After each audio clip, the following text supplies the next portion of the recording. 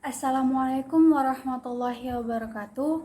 Kami dari kelompok 6 akan mempresentasikan hasil diskusi kami yang berjudul Motivasi dalam Organisasi. Perkenalkan, nama saya Lydia Lestari Ayu, NIM 02011931139. Perkenalkan, nama saya Andra Nugraha, NIM saya 0201193144. Saya Muhammad Farid Adam bin Murti, NIM 0201196162.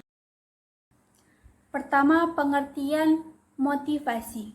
Istilah motivasi atau motivation berasal dari bahasa Latin, yakni mover, yang berarti menggerakkan. Motivasi pada dasarnya merupakan kebutuhan internal yang terpuaskan sehingga menciptakan tegangan-tegangan yang merangsang dorongan-dorongan diri dalam diri individu. Menurut Stephen, tahun 2001 didefinisikan sebagai kesediaan untuk mengeluarkan tingkat upaya yang tinggi untuk tujuan-tujuan organisasi yang dikondisikan oleh kemampuan upaya untuk itu memenuhi suatu kebutuhan individual.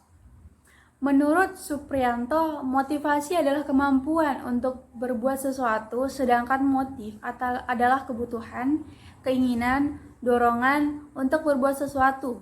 Motivasi seseorang dipengaruhi oleh stimuli kekuatan intrinsik yang ada pada individu yang bersangkutan. Sehingga dari beberapa definisi di atas, maka motivasi dimaknai sebagai dorongan yang didasari kemampuan seseorang dalam memenuhi kebutuhannya.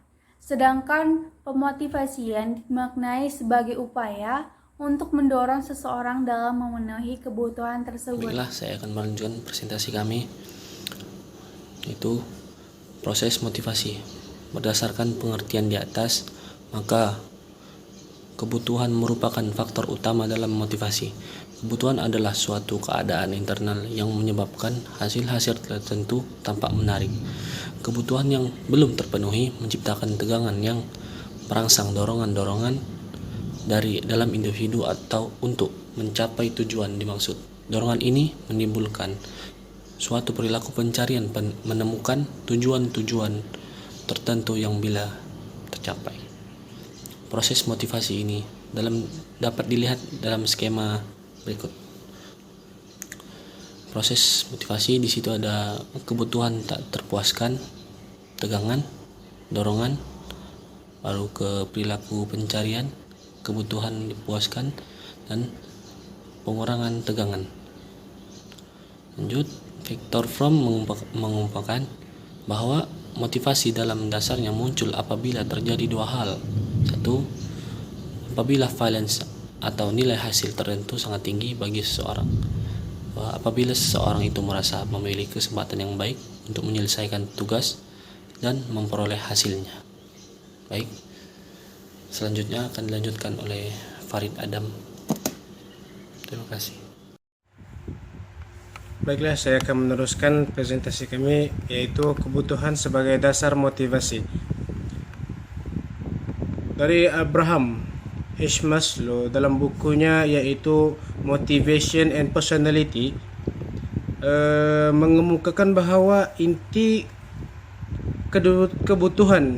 kebutuhan manusia dapat dikategorikan dalam hierarki kebutuhan.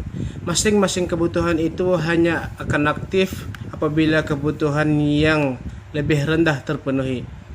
Hierarki kebutuhan tersebut memiliki 5 kategori. Yang pertama adalah kebutuhan fisiologi. Yang kedua ialah kebutuhan rasa aman.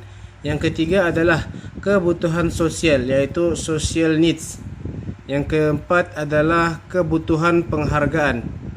Dan yang kelima adalah kebutuhan aktualisasi diri. Bila mencermati proses motivasi yang telah dikemukakan di atas, maka dapat dilihat bahawa kebutuhan seseorang adalah bertahap, yang mana Abraham Maslow telah mengaplikasikan tahapan kebutuhan tersebut dalam hierarki kebutuhan.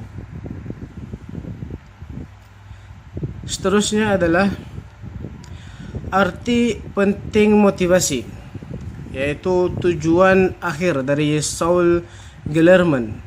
Bertujuan akhir motivasi adalah merealisasi citra pribadi ataupun self concept, yakni hidup dalam cara yang sesuai dengan peranan yang diinginkan diperlakukan dalam cara yang sesuai dengan kedudukan dan dihargai sesuai tingkat kemampuan. Dengan demikian, setiap orang berada dalam upaya abadi untuk memburu apapun yang dipandang sebagai peranan yang diinginkan dan mencoba merealisasi ide subjek tentang diri sendiri menjadi kebenaran objektif. Sekian daripada kelompok kami. Sekian. Assalamualaikum warahmatullahi wabarakatuh. Terima kasih.